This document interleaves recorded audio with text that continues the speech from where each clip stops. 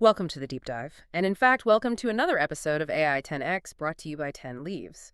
Today, we are focusing on a revolution that's happening right beneath our feet. It's transforming one of humanity's oldest, most essential practices, agriculture.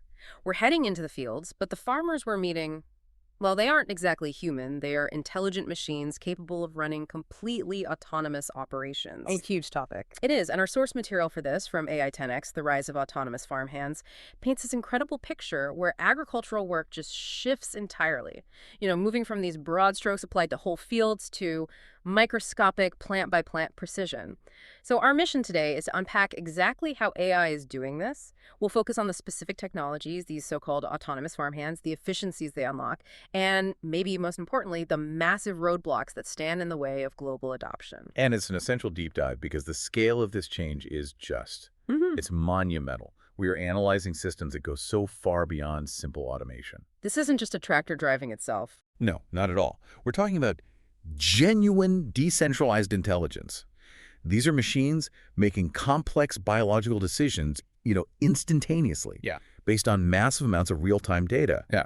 Understanding the mechanics here is key because this is about fundamentally changing how we grow food, how we manage resources, and even how we define farm labor itself. Okay, so let's start right there with the foundation. We call them autonomous farmhands, but what actually gives them that intelligence? How does AI translate into, actionable farm work? The key is that they operate with minimal human intervention. They don't just execute a pre-programmed route, like you said. They have to adapt. So that's actually happening on the ground. Exactly, to constantly changing field conditions. Yeah. And that requires really sophisticated perception and analysis. So this autonomy is driven by a powerful technical engine, and it really comes down to two main components.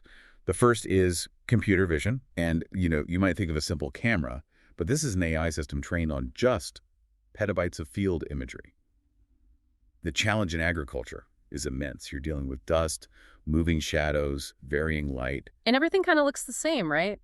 A weed and a young crop can be almost identical. That's a great point. It's not a static, controlled environment like a factory floor. The AI has to handle that chaos, that variability.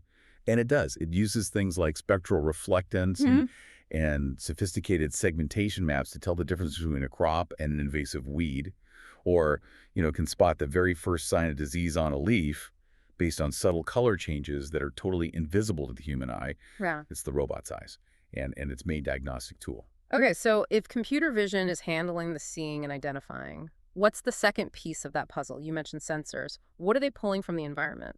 So the sensors are all about comprehensive monitoring. They're focused specifically on what's underground and in the immediate environment. So we're talking about high-precision instruments assessing soil health. Like moisture levels. Moisture content, down to the millimeter.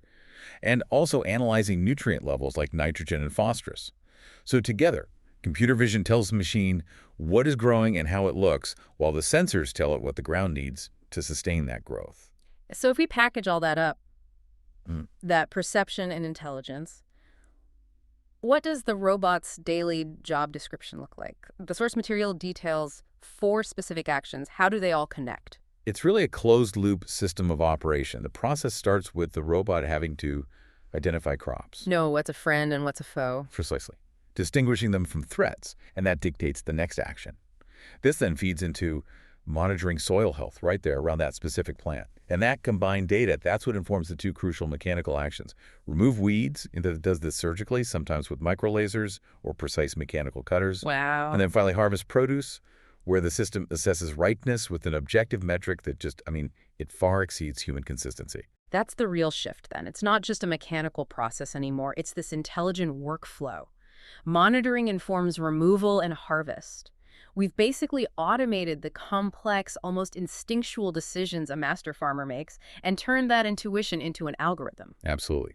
And that intelligence, it immediately translates into significant measurable advantages, which brings us to the core benefit, the massive efficiency advantage these systems deliver. Efficiency is the economic engine, right? That's what drives adoption. So beyond just automating tasks, what are the tangible benefits that really change the balance sheet for a farm? Well, the first 2 are pretty straightforward, but incredibly powerful.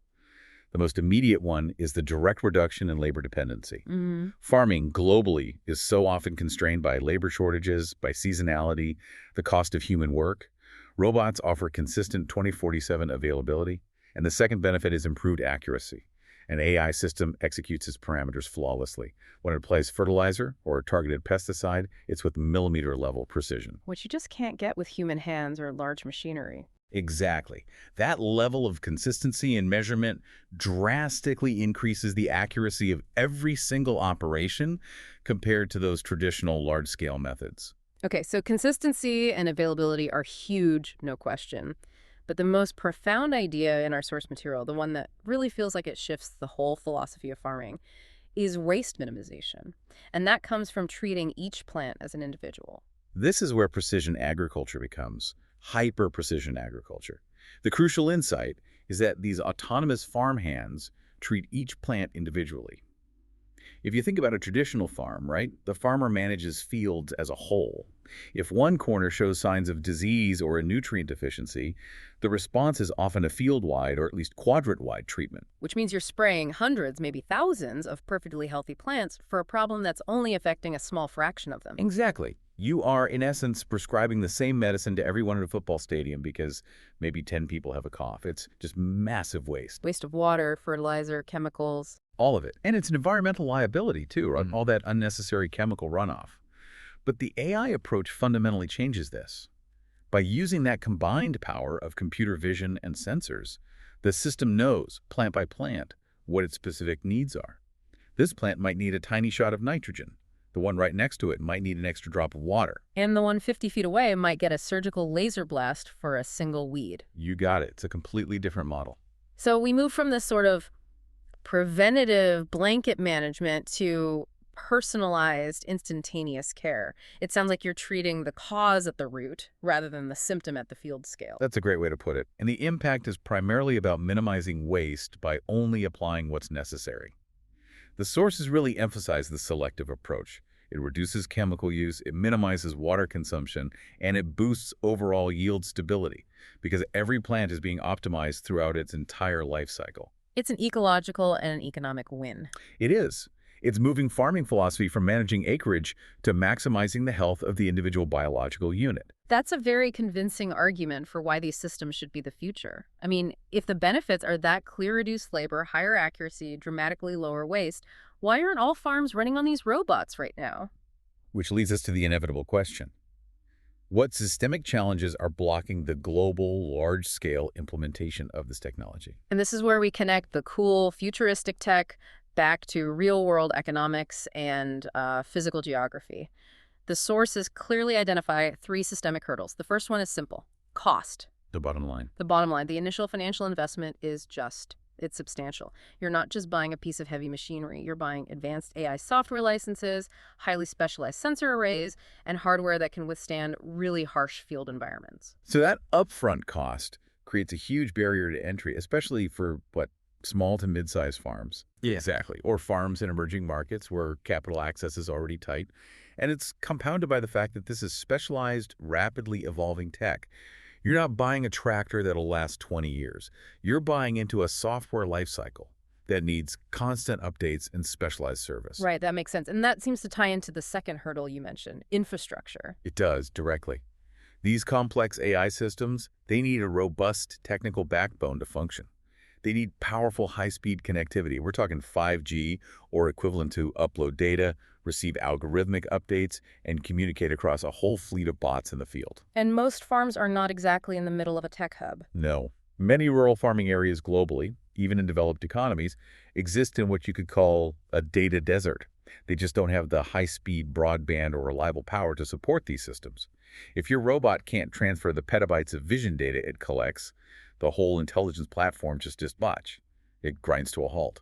The physical machine is useless without the digital infrastructure. That's often the silent killer for cutting-edge tech, isn't it? The environment needed to support it. Okay, so what about the human side of this? Even autonomous systems need someone to manage them. And that brings us to the third barrier, training.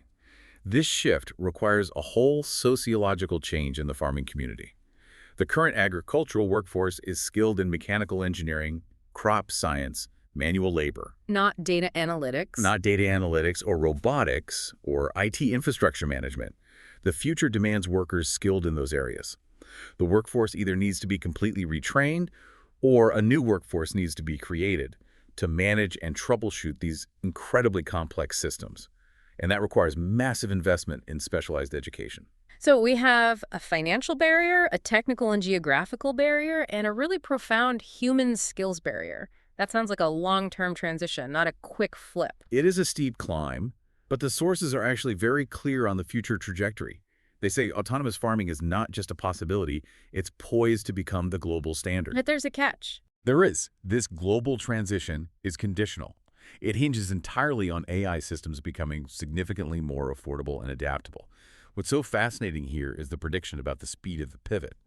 The benefits are so overwhelming that once that cost threshold drops low enough and the systems become simple enough to integrate into, maybe even low connectivity farms, the market will flip.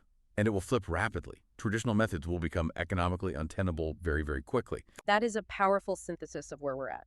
So we've traced the tech journey from simple automation to intelligent decision-making powered by computer vision and sensors. We've highlighted the massive efficiency gains you get from this hyper-precise plant-by-plant management. And we've identified the big three hurdles: cost, infrastructure, and training. It seems AI is truly reshaping agriculture, taking farming from, a broad strokes practice to a kind of surgical science. It's changing it at its very roots. And as we wrap up this deep dive, here's something to think about. If these autonomous systems do become the global standard, handling everything from planting to harvesting with this incredible efficiency, what happens to the millions of human workers whose labor is globally reduced? How will the very definition of farm work change? And what new industries or societal structures must rise to accommodate that massive, rapid shift in human labor across the entire globe? That's something for you to mull over as this technology continues its rapid march forward. This was a deep dive based on content from AI 10X, presented by 10 Leaves.